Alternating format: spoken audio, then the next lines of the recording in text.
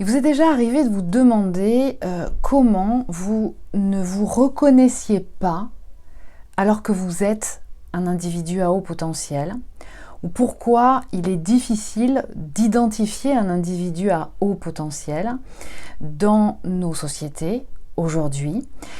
Pourquoi il est difficile du coup, parce qu'il n'est pas identifié, du coup de pouvoir l'accompagner correctement, de façon à ce qu'il se développe harmonieusement, parce que c'est fondamental pour lui. Et bien souvent on se pose aussi cette question. C'est pas une maladie, être à haut potentiel, et pourtant ça crée beaucoup de difficultés et voire de souffrances chez certains individus. Alors, j'aborderai aujourd'hui la théorie avec vous des intelligences multiples et pour ça, un petit peu de contexte, d'histoire, parce que quelque part, pour être un individu harmonieusement développé en tant que haut potentiel, il est fondamental, et c'est vraiment un critère qui revient systématiquement, que l'environnement socio-affectif y soit favorable. Parce que sinon il ne se développe pas, il ne s'identifie pas et donc il ne peut pas être au top de son potentiel. Alors je vous rappelle déjà une information importante, c'est que quand on est un haut potentiel, eh bien ça ne signifie pas qu'on est à 100% de son potentiel. C'est-à-dire qu'on peut avoir un champ, un territoire qui est à notre disposition, sur lesquels on peut avoir des facilités, mais pour autant avoir ressenti des blocages pour pouvoir aller explorer et être à 100% du potentiel dans chacun de ces territoires.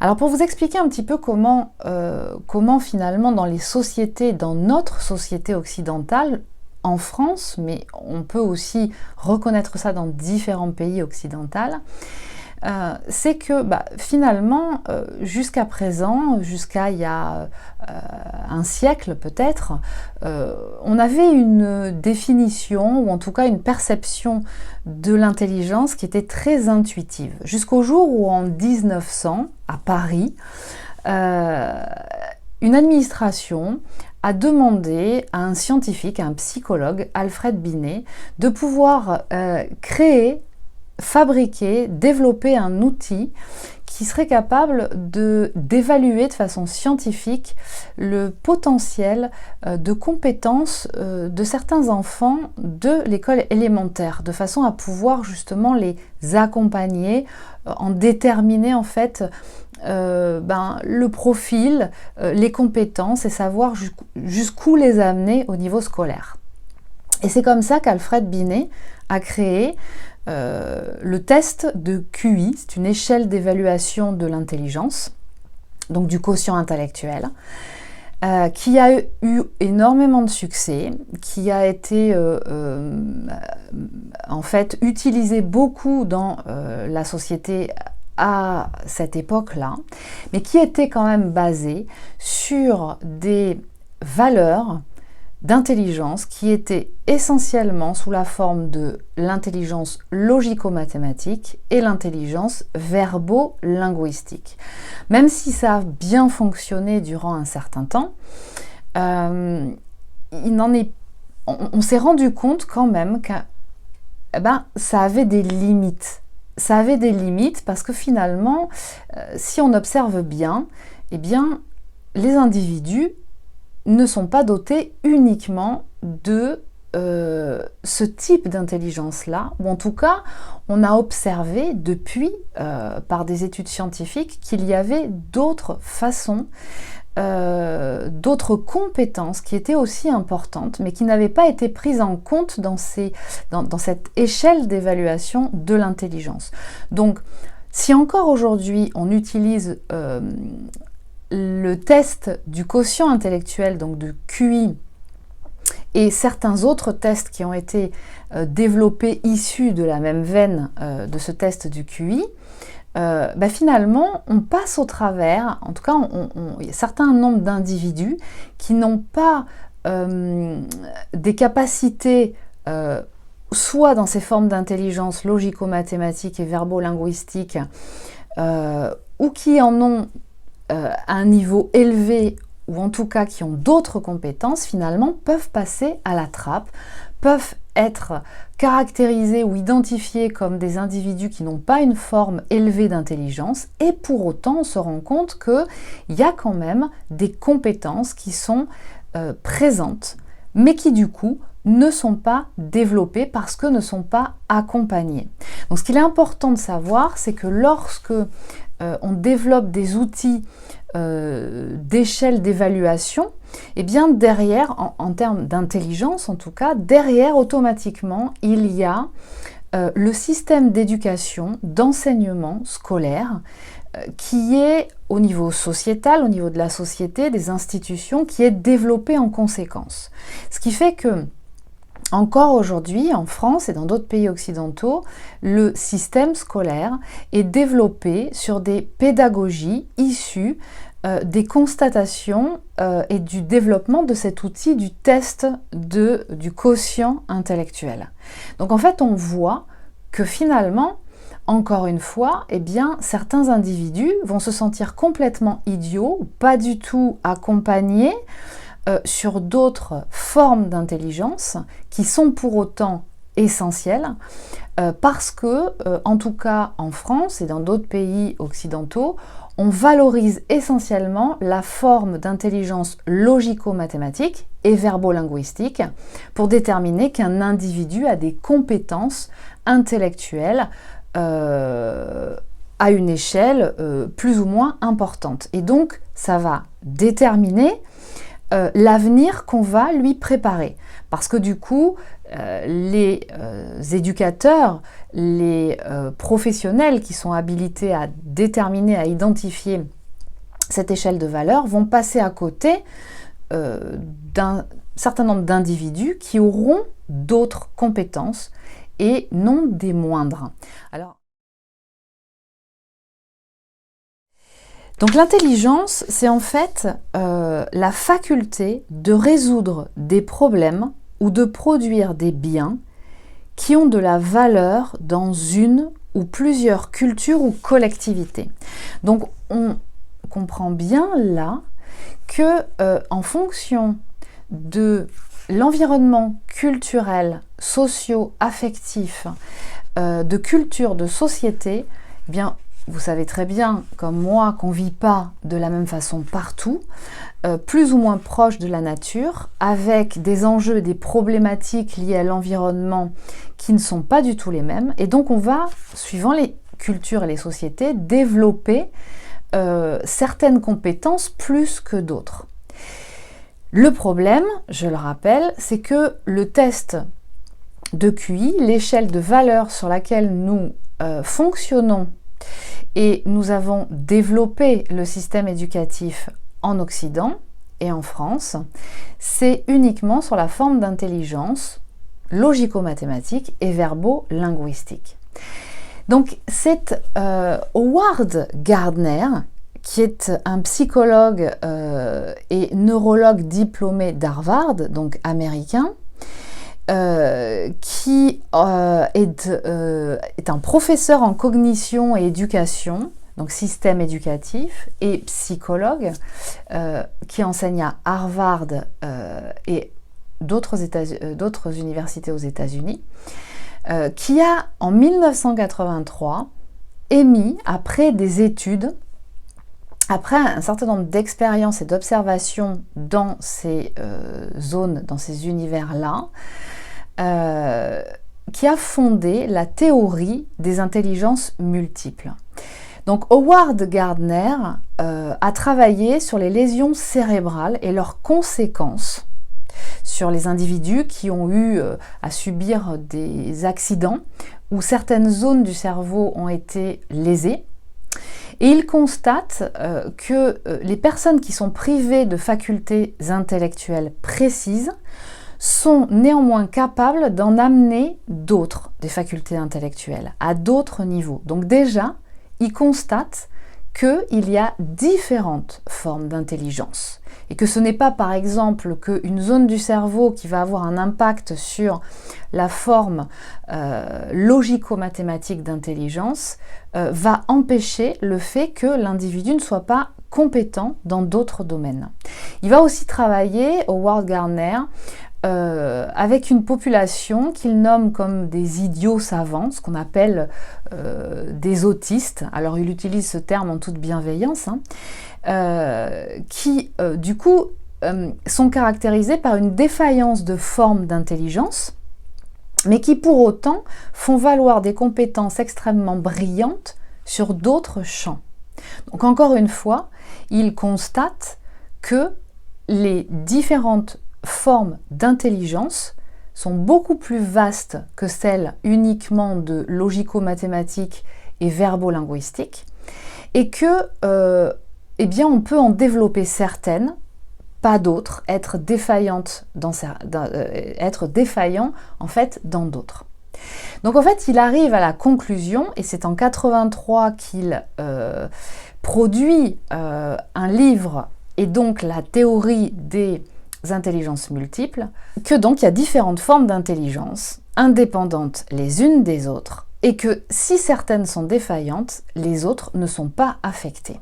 Et donc on va parler de ces différentes formes d'intelligence qui sont au nombre de 8 et demi. Et vous allez voir pourquoi. On va prendre ce temps pour détailler ces différentes intelligences afin que vous puissiez identifier ce qu'elles sont et pouvoir reconnaître le bouquet d'intelligence qui est le vôtre ou celui de la personne dont vous ressentez qu'il est un profil haut potentiel.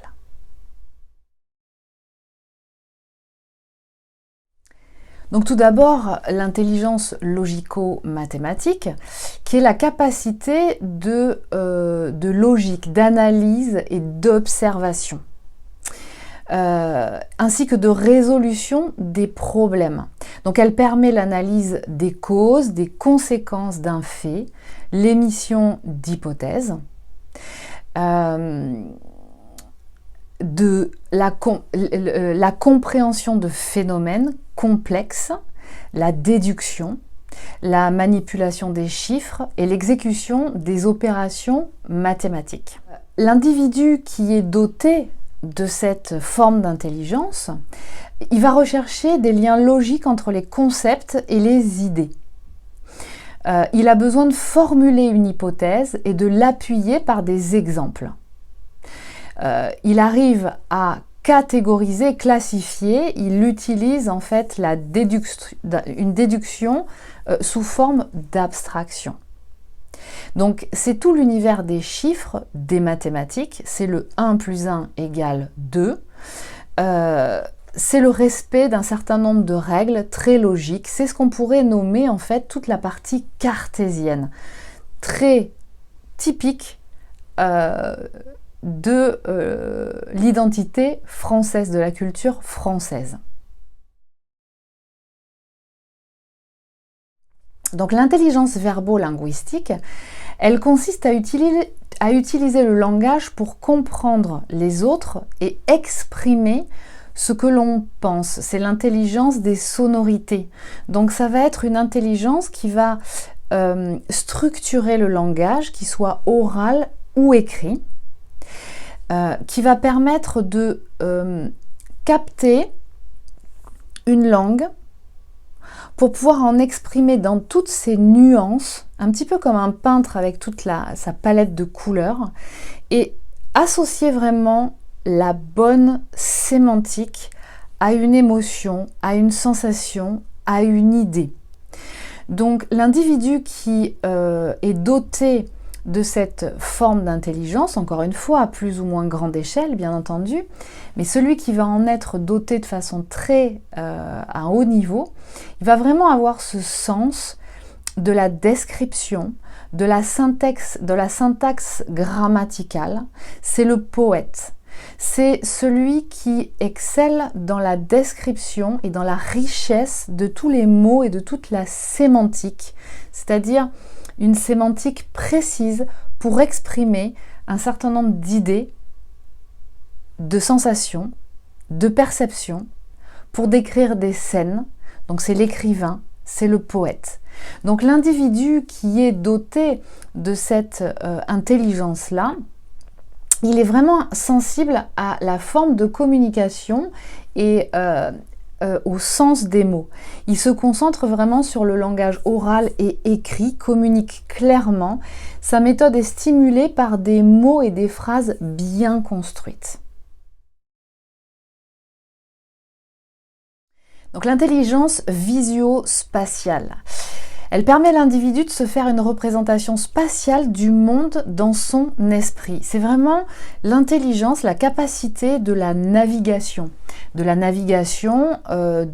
la situation dans l'espace. Alors pour vous donner un exemple, les navigateurs d'il y a un certain temps et encore aujourd'hui quand il y a des explorateurs ou des courses à la voile, savent et avaient le savoir de pouvoir se situer en fonction des étoiles, en fonction des situations des îles, et pourtant, en fait, ils n'avaient pas de cartographie qui leur était proposée.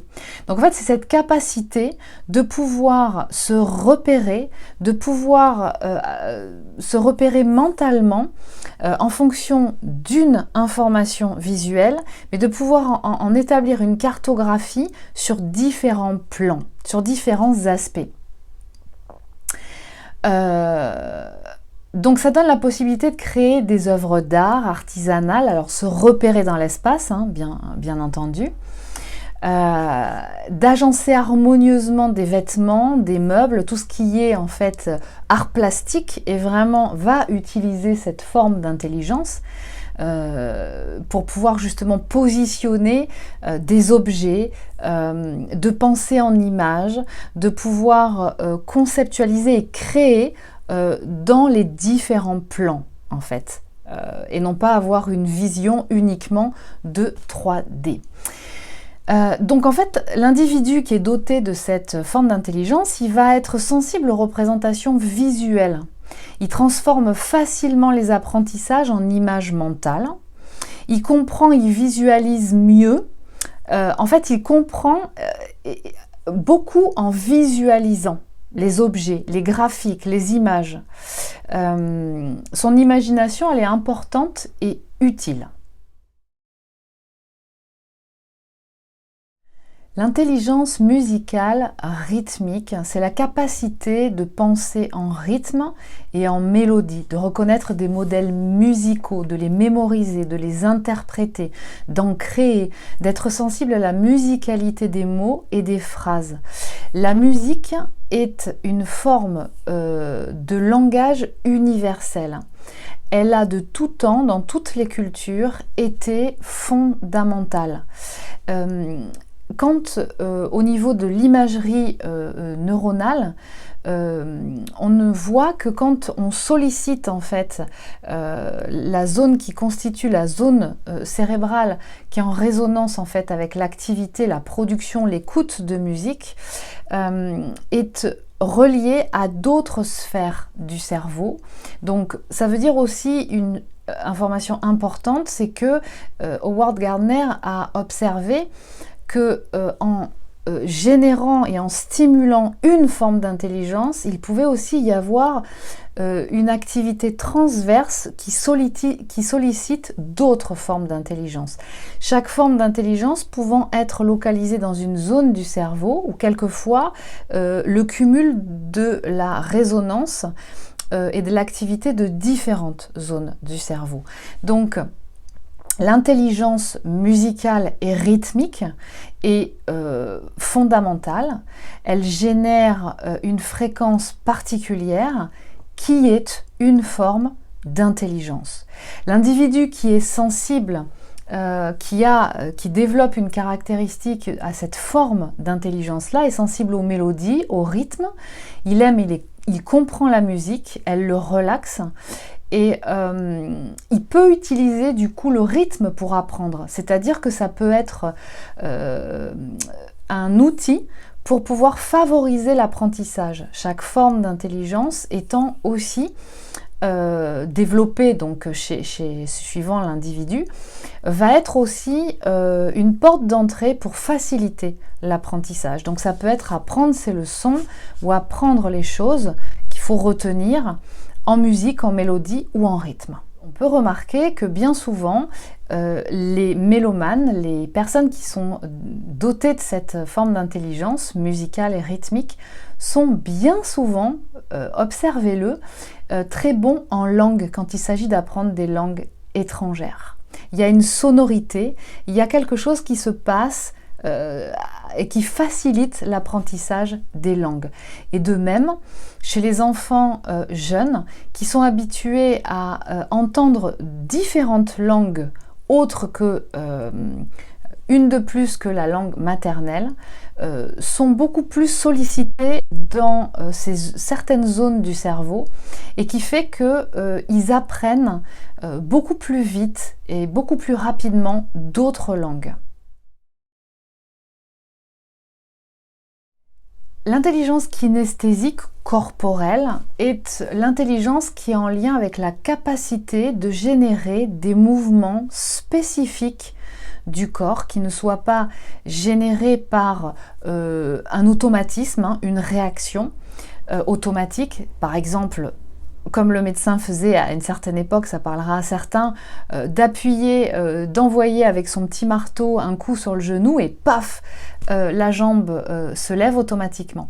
Donc l'intelligence kinesthésique ou corporelle, c'est cette capacité de pouvoir vraiment développer des gestes adaptés à une activité, une opération bien précise du corps et quelque chose de très dans le détail, de très fine. C'est tout ce qui est en lien avec la motricité fine. Et peut-être vous avez pu observer que certains enfants, ou peut-être sur vous-même, en fait, sont plus ou moins développés en motricité, sont à l'aise, plus ou moins à l'aise avec leur corps. D'où l'importance aussi de stimuler dans les premières années de l'enfance pour générer aussi et stimuler certaines formes d'intelligence. Donc la psychomotricité, bien souvent, est observée chez les enfants. Aujourd'hui et depuis certaines années, est poussée par les psychologues, les pédopsychologues, justement à être stimulés chez les enfants parce que du coup, ça leur permet de pouvoir impulser en fait cette forme d'intelligence. C'est savoir se tenir dans son corps, savoir positionner son corps, et même si on n'est pas un athlète, si on n'est pas un danseur ou quelqu'un qui travaille ou qui développe énormément son corps, on a quand même besoin, ne serait-ce que voilà, d'utiliser son corps pour un certain nombre d'outils.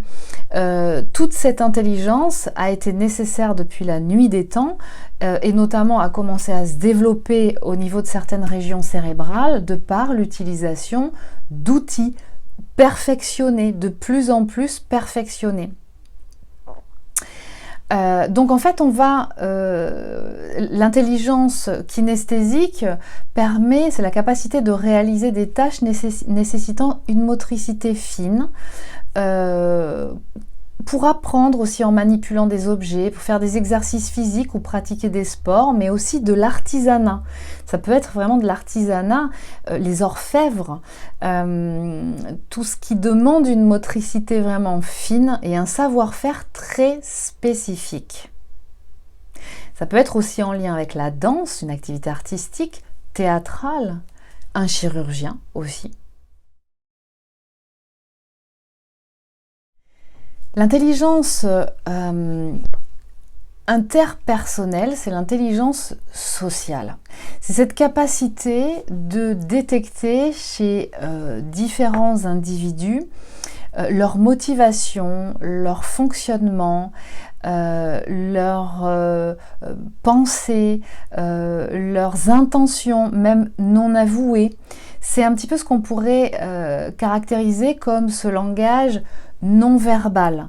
C'est cette capacité de capter, ce que j'appelle moi, de scanner les gens, rien qu'en les entendant, en les écoutant parler, en captant la sémantique, les mots qu'ils utilisent, leur façon de se comporter dans leur corps, comment ils sont habillés, arriver à détecter un certain nombre d'indices multiples à tout niveau, le timbre de leur voix par exemple aussi, pour pouvoir capter comment ils fonctionnent, quelles sont les intentions sous-jacentes, qu'est-ce qui les anime. Et donc cette intelligence, elle est fondamentale parce que elle va permettre à l'individu qui en est doté de pouvoir adapter sa sémantique, son discours, son comportement, sa posture vis-à-vis de chaque personne individuellement, pour que la communication ou l'information qu'il y a à passer soit accueillie par la personne. Parce que pour pouvoir établir un contact relationnel et qu'il y ait échange social, quel que soit le motif de cet échange social, il est important de pouvoir parler la langue quelque part ou de capter ce qui intéresse, ce qui touche la personne que l'on a en face de soi. Et donc on ne va pas forcément utiliser le même discours, la même façon de s'exprimer, la même attitude, parce que la concordance de tout cela, c'est-à-dire une posture, une sémantique particulière, le timbre d'une voix, la façon dont on est habillé, la façon qu'on a de communiquer, le parfum qu'on a, les couleurs qu'on porte, eh bien, est déterminant pour arriver à rentrer dans une sphère où la personne en face va se sentir en confiance. Et c'est à ce moment-là que du coup, elle va pouvoir ouvrir la porte et vous laisser rentrer. Donc la personne qui est dotée de cette forme d'intelligence est dotée de grande empathie, elle développe beaucoup la coopération, la tolérance, et en fait elle va avoir cette capacité de résoudre des problèmes relationnels assez facilement avec les autres. Et en fait, elle va être capable de comprendre et de générer des solutions valables pour aider les autres, d'accord? Donc ça va être une personne, des individus qui vont beaucoup être justement dans cette capacité de capter l'autre, d'être à l'écoute, de s'inscrire dans un projet participatif, collaboratif, de se dire ok, moi j'ai ces idées-là, ces valeurs-là, je sens néanmoins, malgré le langage ou le comportement qu'il a, que cette personne a aussi ces mêmes valeurs, ou je peux le détecter justement au travers de son langage, de sa sémantique et de son comportement, et quelque part, il y a un lien commun. On va créer un espace où on va pouvoir se rencontrer, ou chez l'un ou chez l'autre, ou un autre espace de rencontre. Donc l'individu qui est doté de cette forme d'intelligence, il va être très sensible aux réactions et aux besoins de son entourage. Il préfère apprendre en coopérant avec les autres, pas forcément seul dans son coin et isolé. Ça, c'est une dimension très importante.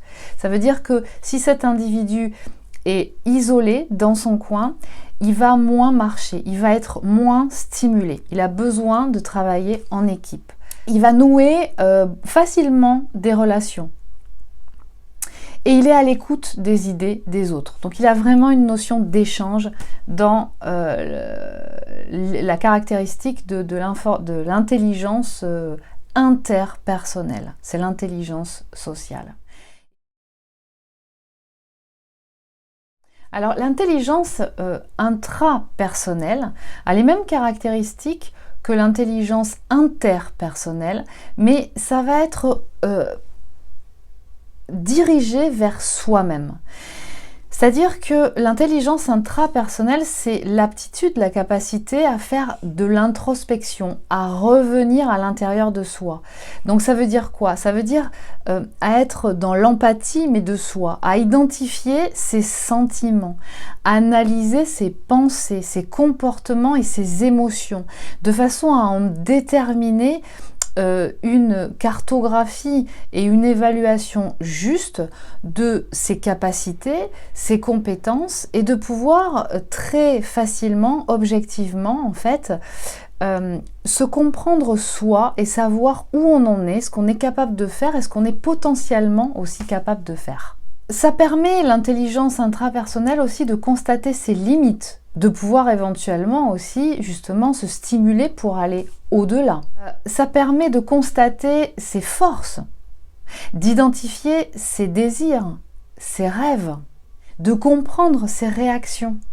C'est la capacité à aller chercher de l'aide en cas de besoin aussi. Alors vous pourrez me dire peut-être que les femmes sont plus naturellement dotées de cette capacité, de cette intelligence intrapersonnelle que les hommes. Encore une fois, les influences culturelles sont très importantes dans le développement ou la défaillance des formes d'intelligence, vous le noterez.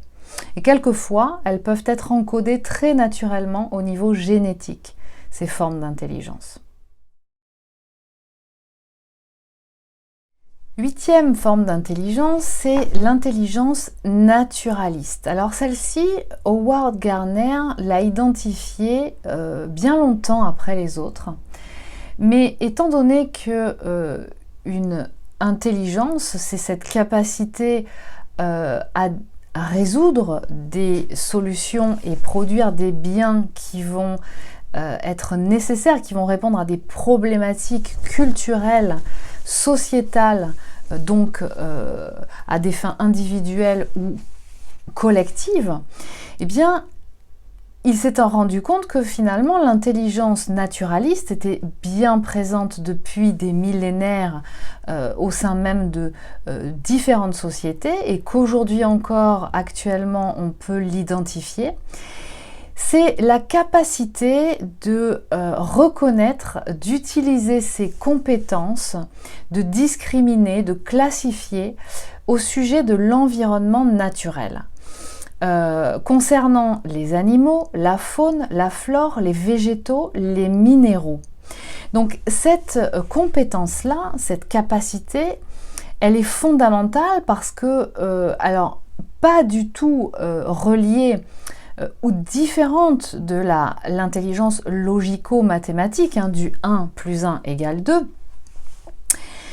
c'est vraiment cette capacité de pouvoir observer les différents organismes, les identifier, pouvoir les classifier, les différencier, en déterminer des familles, des cousins, des frères, des sœurs.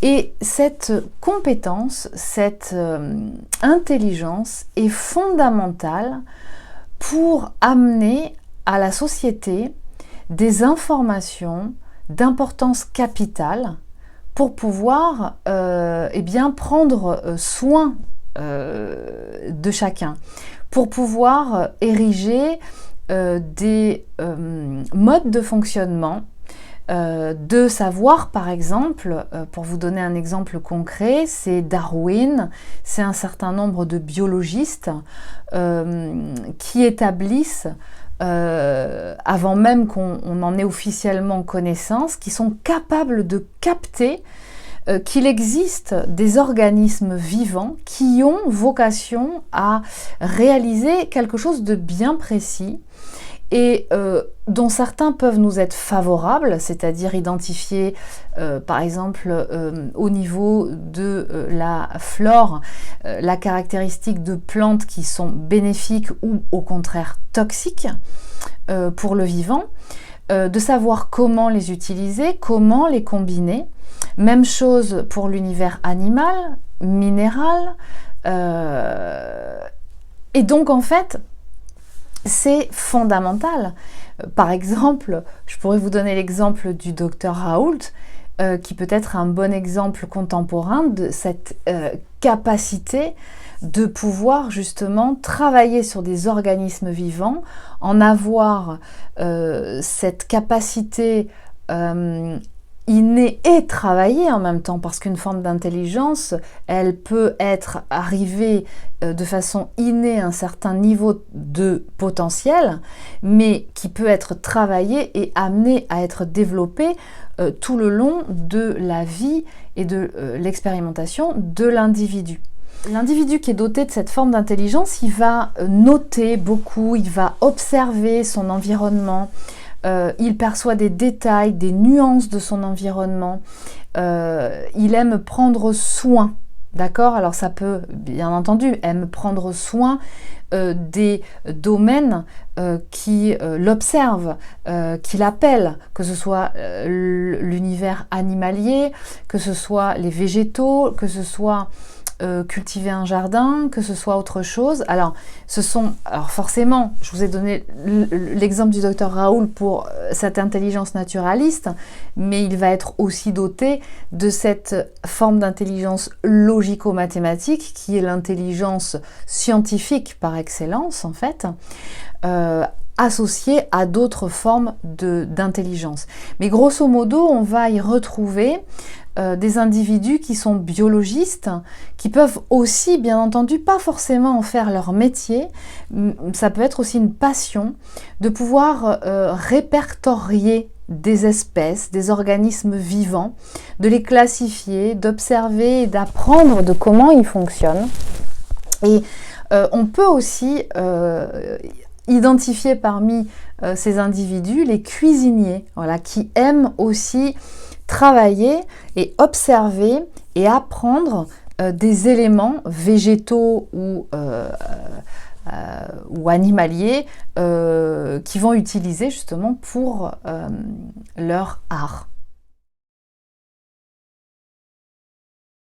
L'intelligence existentielle ou spirituelle, philosophique, a été déterminée assez tard aussi, non pas qu'elle n'ait jamais existé, bien au contraire, par Howard Gardner, mais qui en a fait un élément. Alors lui, il l'a carrément classifié dans la 8,5 en fait, forme d'intelligence, parce que c'est encore un petit peu flou, difficile à caractériser, encore que je pense que quand vous en entendrez les caractéristiques et la définition, pour certains ça vous semblera d'une évidence, mais en tout cas, on va dire remis dans un contexte d'études, d'observations qu'on pourrait qualifier de scientifiques par des psychologues sur les différentes formes d'intelligence. L'intelligence existentielle ou spirituelle, elle va vraiment se caractériser, et ça peut être très flou, mais on va en mettre, on va à différentes grandes caractéristiques. C'est la capacité à se questionner sur le sens et l'origine des choses, de la vie, à se situer par rapport aux limites cosmiques aussi, c'est-à-dire cette capacité de, voilà, qui je suis moi, par rapport à l'infiniment petit, l'infiniment grand, cette notion qu'on puisse ressentir sans forcément en apporter ou en avoir une preuve matérialisée, tangible, qu'il existe quelque chose d'autre au-delà de nous, que nous ne sommes pas les seuls individus, les seuls êtres vivants dans ce monde, dans cet univers, que la Terre n'est pas la seule planète, même si nous y sommes incarnés, et qu'il y a d'autres systèmes de fonctionnement, d'êtres vivants, que nous n'avons pas rencontrés, mais qui pour autant, nous pouvons ressentir qu'ils existent. La science nous apporte bien entendu des informations et confirmations à ce sujet, mais pour autant, c'est ce qui a trait à toute cette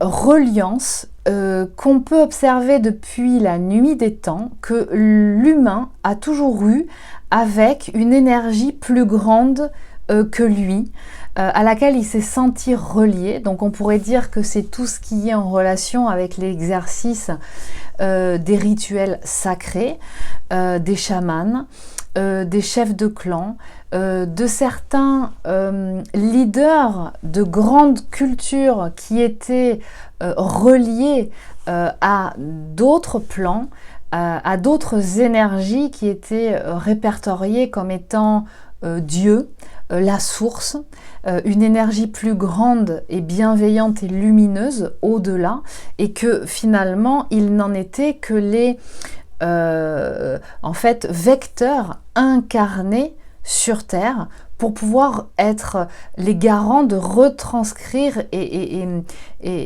diffuser cette information issue des plans supérieurs. Donc en fait, c'est vraiment tout ce qui est, et ça en fera sourire certains, parce que Howard Gardner l'a classifié dans une forme d'intelligence, et ça c'est vraiment très intéressant.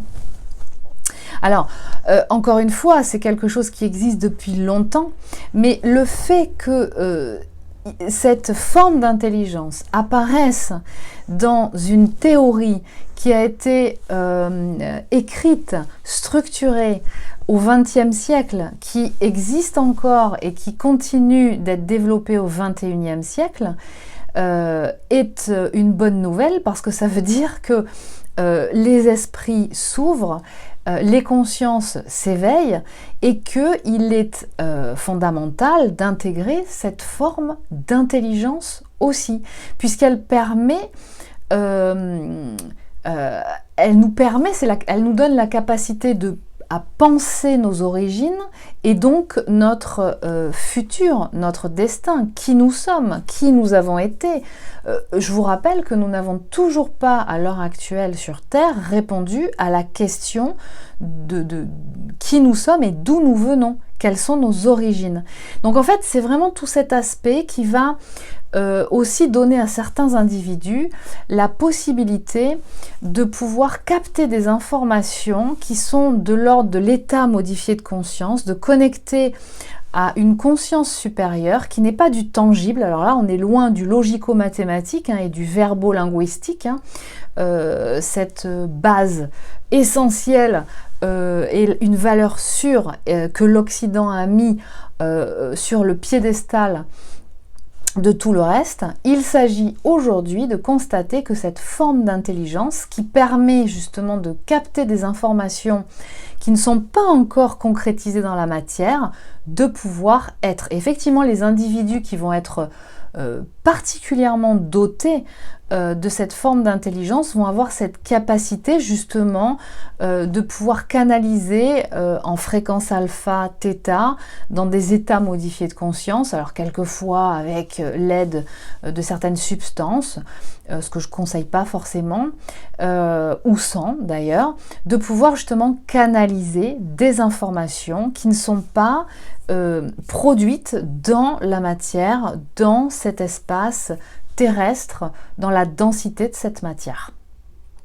Voilà, donc c'est vraiment l'intelligence existentielle ou spirituelle philosophique, c'est ce qui va permettre, c'est ce qui a permis depuis très longtemps de pouvoir aussi élaborer ce qu'on appelle la philosophie, depuis Platon, c'est-à-dire l'observation de comment je suis, comment qui nous sommes par rapport à d'autres ressentis extrasensoriels, édicter des règles de comportement en rapport à la vie, qu'est-ce que l'amour, qu'est-ce que la vie. En conclusion de cette théorie et de cette reconnaissance des différentes formes d'intelligence dont l'humain est doté, je vais vous inviter à retenir 3 points. C'est que mieux se connaître, c'est mieux exploiter son potentiel. Et que le potentiel, c'est en fait un réservoir de compétences. Chaque individu est doté de ces différentes compétences, caractérisées par ces différentes formes d'intelligence. Chaque individu est unique parce qu'il a un bouquet d'intelligence multiples qui lui est propre. chaque intelligence étant exploitée par l'individu à plus ou moins grande échelle.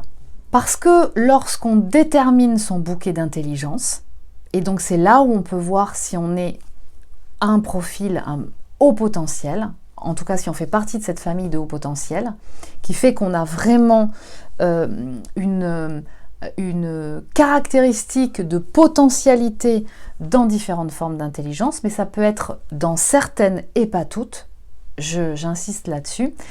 Eh bien, déterminer son bouquet d'intelligence, c'est se donner la possibilité de déterminer les outils qui vont nous être favorables à l'apprentissage. Je vous rappelle ce que je vous disais en début de vidéo, que à chaque savoir finalement, à chaque outil développé pour identifier, caractériser l'intelligence, se structure derrière automatiquement une forme et une façon, une philosophie d'éducation qui va être mise en place pour aider les enfants et les adultes aussi par la suite, mais c'est à l'époque de l'enfance qu'on est en période d'apprentissage essentielle, et de pouvoir déterminer justement les différentes stratégies d'éducation mises en place par les sociétés, par les pays, et en fonction de chaque individu.